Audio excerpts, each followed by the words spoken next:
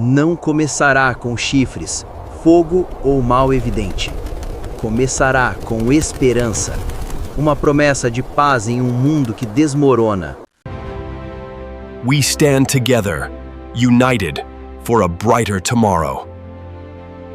Um homem que fala a língua da unidade, mas esconde no coração a rebelião. Ele não se levantará pela guerra, e sim pelas palavras. The future is upon us, a future of unprecedented peace and shared prosperity for all. Não tomará o poder à força, ele o receberá.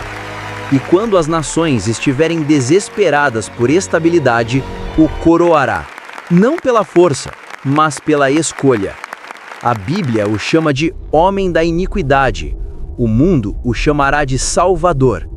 Mas sob o seu carisma, habita o engano mais antigo da história, o desejo de tomar o trono de Deus. A maior tragédia? Quando ele vier, a maioria não o reconhecerá. E é por isso que estamos aqui. Bem-vindo de volta ao Prophecy Matrix, o canal onde deciframos o código divino. Hoje, revelaremos a profecia do Anticristo, como ele surge, como engana, e como seu império prepara o palco para o confronto final entre a luz e as trevas. A história do Anticristo não começa no Apocalipse. Ela começa nas névoas da história. Há 25 séculos, o profeta Daniel viu uma visão. 4 bestas que emergiam do mar. 4 impérios que dominariam a terra. O último, mais forte que todos os anteriores, daria origem a um governante final. Um homem que fala grandes coisas, uma boca que se levanta contra o Altíssimo.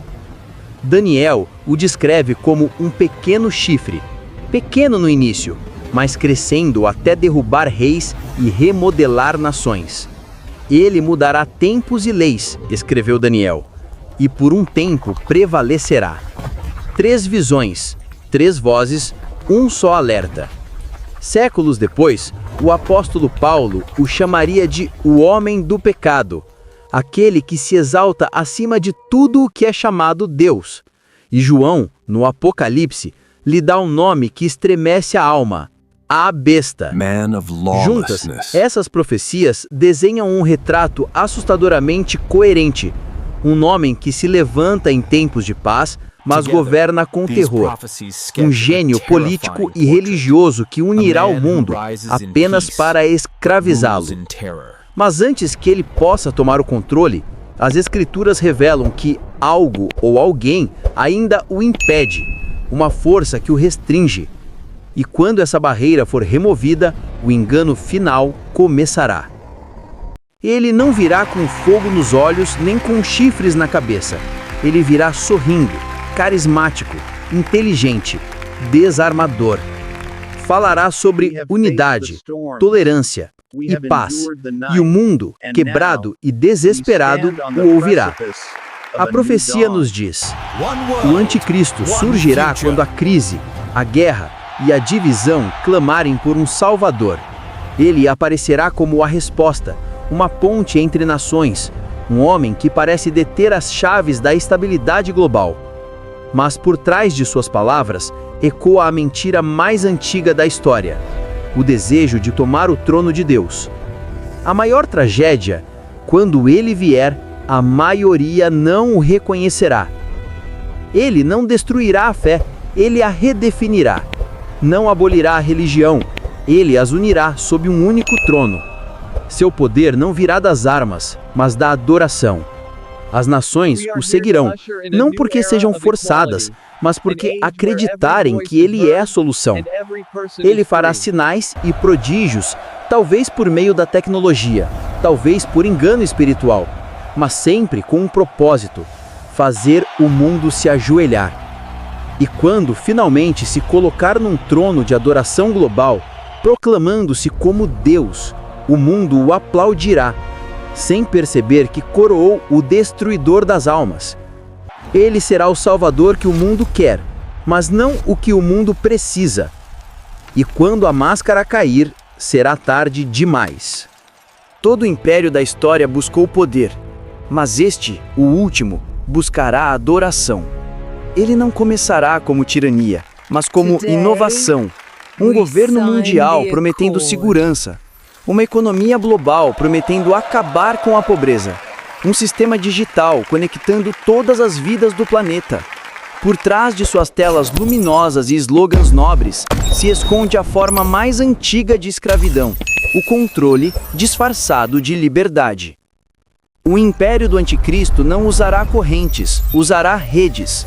A tecnologia se tornará o templo, os dados o altar, e o mundo se curvará diante de um trono invisível, o algoritmo da besta. Frio, calculista, onisciente.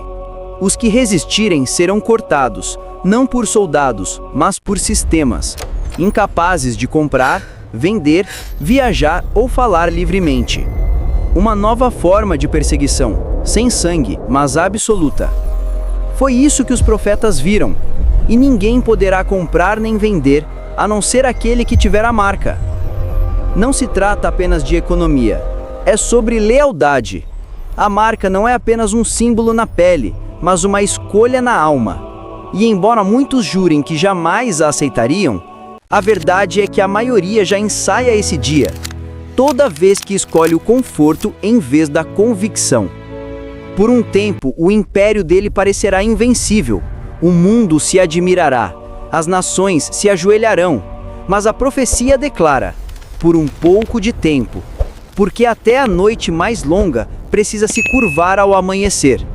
No Apocalipse, João viu a besta se levantar, mas também viu o seu fim. Ele escreve, e viu o céu aberto. Os céus se rasgam como um trovão, os exércitos celestiais descem, e à frente deles vem aquele chamado fiel e verdadeiro. Ele não vem para negociar, vem para reinar. E com uma só palavra, apenas uma, o império do anticristo desmorona. Sem mísseis, sem exércitos, sem resistência. Porque nenhuma mentira pode permanecer diante da verdade absoluta. A besta é capturada. O dragão, a antiga serpente, é aprisionado. E no centro do campo de batalha permanece o Cordeiro vitorioso. O mesmo Jesus que o mundo rejeitou, agora revelado em toda a sua glória. A coroa de espinhos substituída por uma coroa eterna. O engano termina onde a verdade começa. Todo joelho se dobrará, toda língua confessará: Jesus Cristo é o Senhor. Isso não é mito, é destino.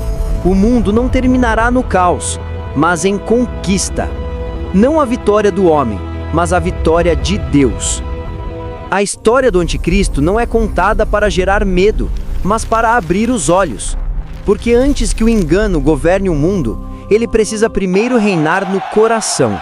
E a verdade é que o espírito do anticristo já está aqui, em todo sistema que exalta o homem acima de Deus, em toda voz que substitui a verdade pela opinião.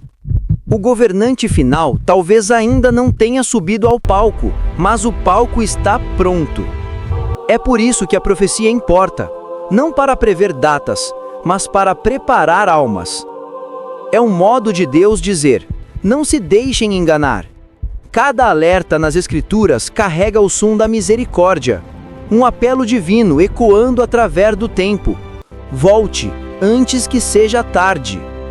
Então, a pergunta final não é quando o anticristo se levantará, mas quem você será quando isso acontecer.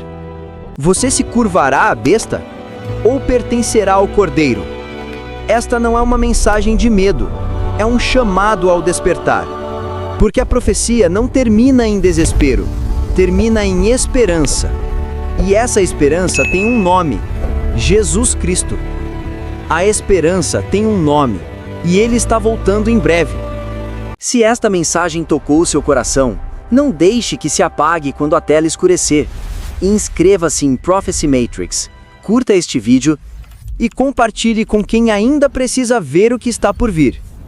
Nos comentários escreva: eu permanecerei pela verdade. Porque essa declaração, mesmo sussurrada, é o primeiro ato de resistência contra o espírito do engano. Os sinais estão aqui. O tempo é curto. A escolha é eterna. O rei está voltando. Você está preparado?